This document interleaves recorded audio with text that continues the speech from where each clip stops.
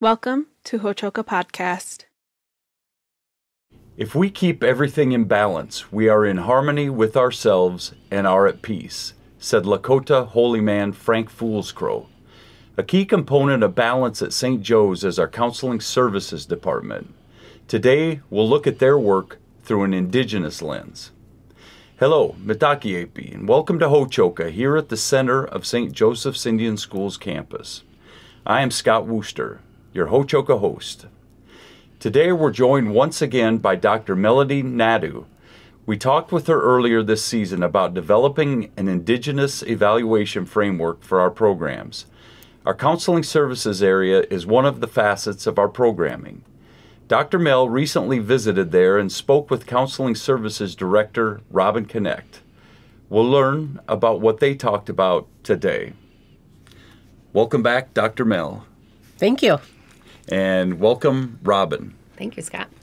So, full disclosure, Robin is my boss, and I work in that department. So, of course, I'm pretty lit up today because I get to talk about stuff that's near and dear to my heart, and we get to put this all together. The Indigenous piece of this too, which is also near and dear to my heart. And so, my little corner up there is I really like to pair those two things, and I think this is going to be exciting to talk about.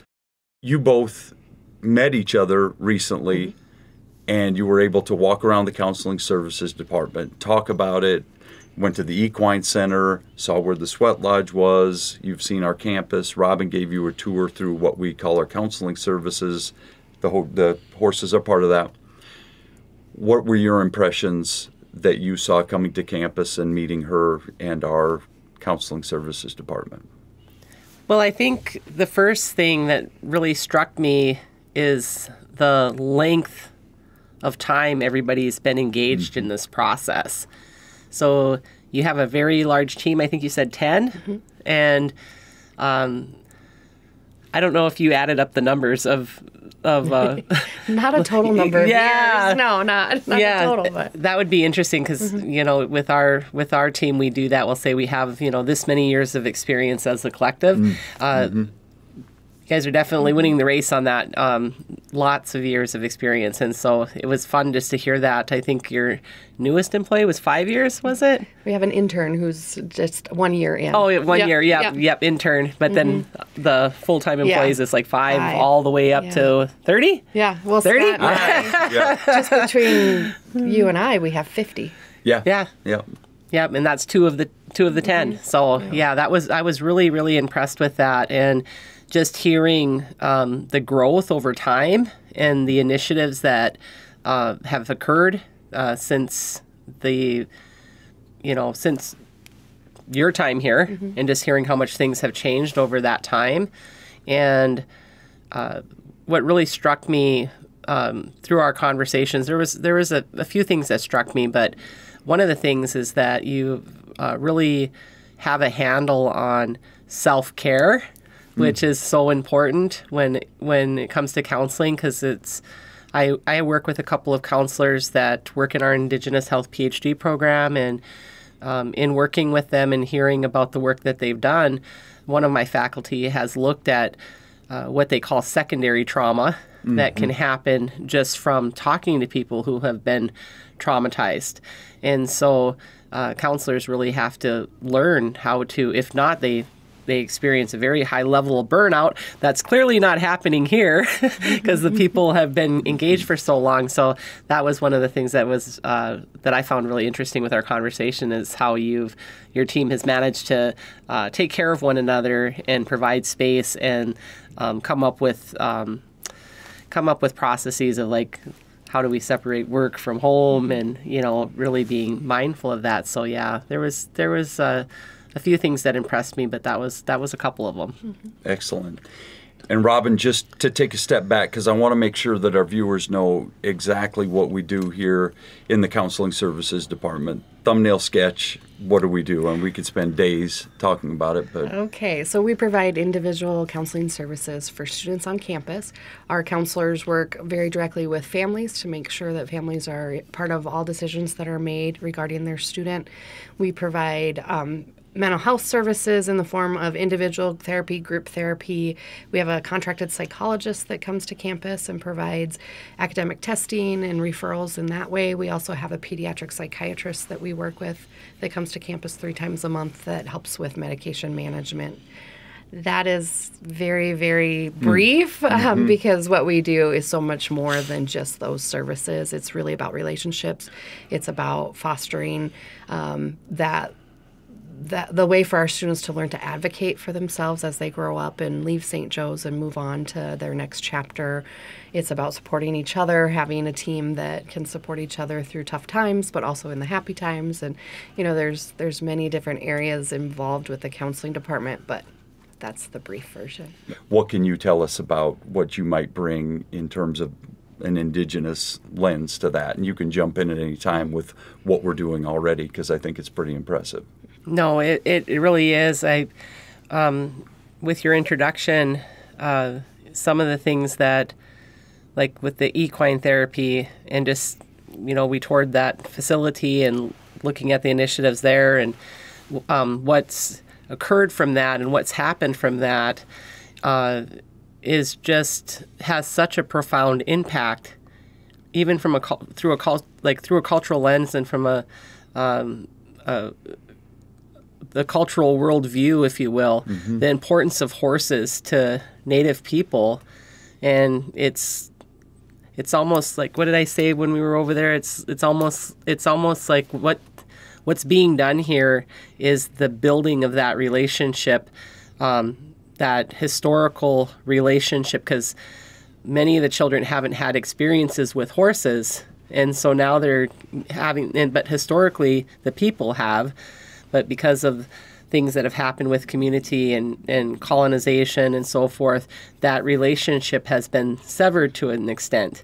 And so that's being, rebuilt here through the activities that are happening and being able to share that impact. Because just through that process of, it's almost like building the relationship back with the ancestors. And the impact that that's having on the children, trying to measure that and capture those stories, that is really what's going to emphasize and share that story of how the mission of St. Joseph's is coming to life through the work. Even hearing the intentionality that goes into selecting those horses, the horses are with intention diversified, so it's a very diverse horse population and with intention. And you think about it, just like the children that are here, they're very diverse. They represent different tribes and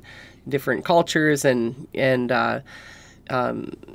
different bands, and so horses are just like people. They're unique in their personalities, and and just hearing that and hearing, it's not surprising that those relationships spawn so naturally, and that.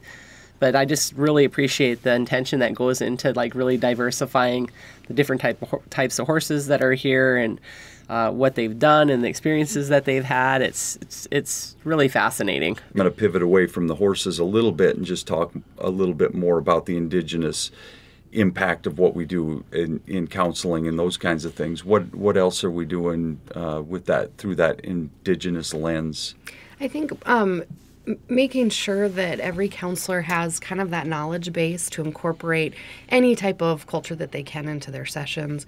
One of the things for me, kind of being in the director role, is seeing how that's evolved. And I think you might share this opinion too, but there's something to be said about when our psychologist smudges with students and does prayer ties, and same with our psychiatrist. You don't really get that out in the real world or outside of a setting like this. Just that openness and that courage to try things and to be open to doing things differently, still maintaining the standard of care that we have to in the mental health world, but making sure that we're just kind of pushing everybody to grow and to try different things. Reading the Healing the Soul Wound book by Durand, reading, things that are going to help us promote fostering that positive cultural identity with students is important, and just kind of making sure that that's always part of our focus. So you talked about self-care. If you have everybody's going in the same direction, we support each other. So you come and ask. If you don't know the answer to something, we have people that we can ask. If you're upset about the way things have gone that day, you can go in and you can talk to somebody. Is there anything else you'd like to say about self-care too? Anything that we could improve on in the area of self-care that you saw up there? Well, I just think, just reflecting, after visiting the center and reflecting after, I think that there's really what you're modeling can be supported with the children as well. Mm-hmm.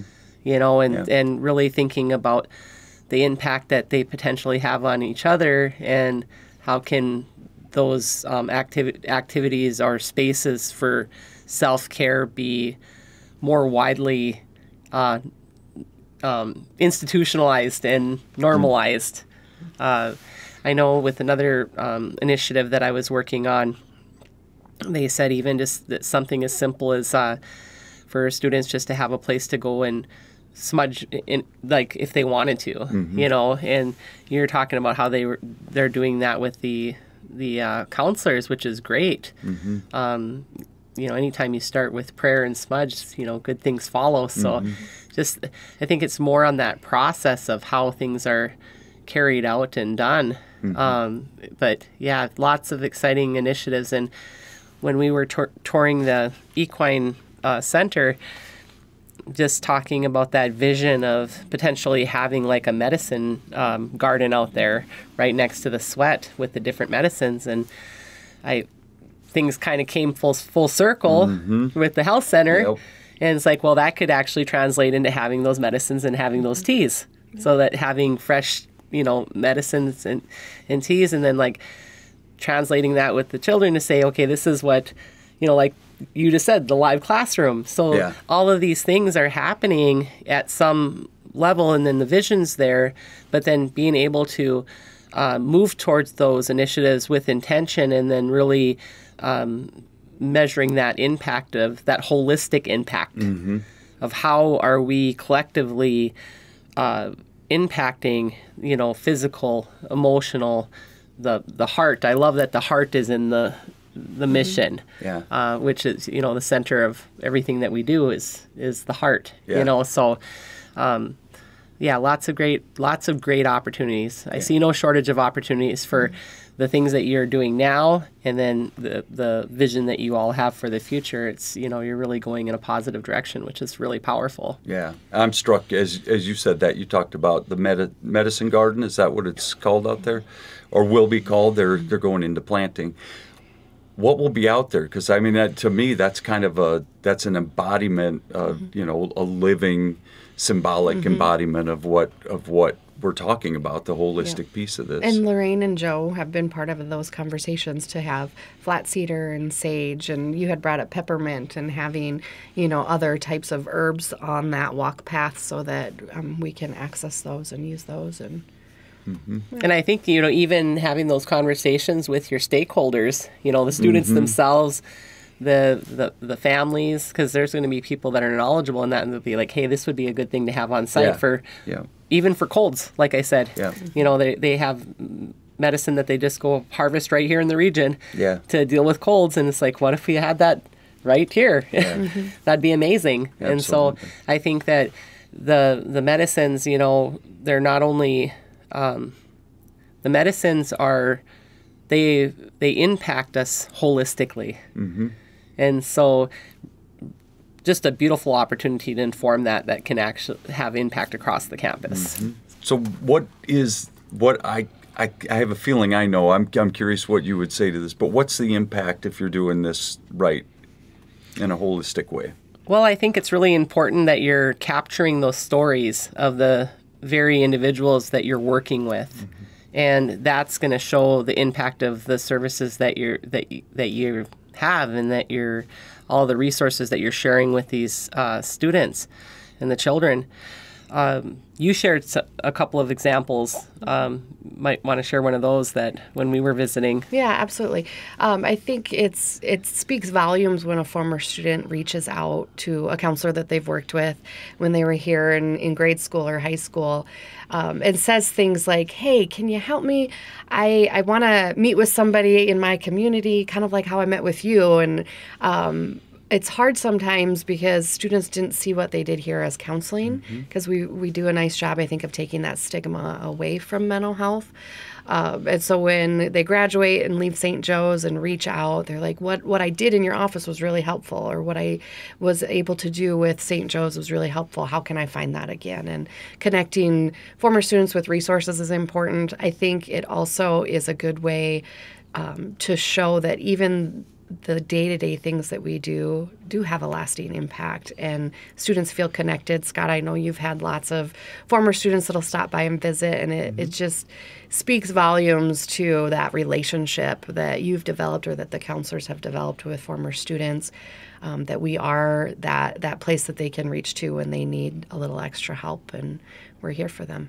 Absolutely. And most of them, the trick is to have counseling without making it feel like counseling. Yes. You know, there's no stigma attached. And most of my former students think that they were actually counseling me, right? Which worked out pretty well. But it also speaks to the bottom line is the relationship that you build with the kids is all that matters. So we preach relationship like crazy out here. The horses are part of that. The cultural piece is a part of that. And again, I know I've said this over and over, but you have come to our school without trying to preach anything, push anything, but that's how you build a relationship. So we haven't known each other that long, but we built a good relationship because of your approach, and so we appreciate that. And Robin, you're my boss, and I appreciate what you've done building a good counseling department and what you do for your staff that work in that department too. So, and I'll just say to both of you, we appreciate having you here on Ho-Choka today to talk about what warms our hearts, right? It's good. Yes. Yeah. And we thank you, our audience, for joining us here at Ho-Choka at the center of St. Joseph's Indian School campus, where we discuss issues that are central to Native American education today. Until next time, stay centered.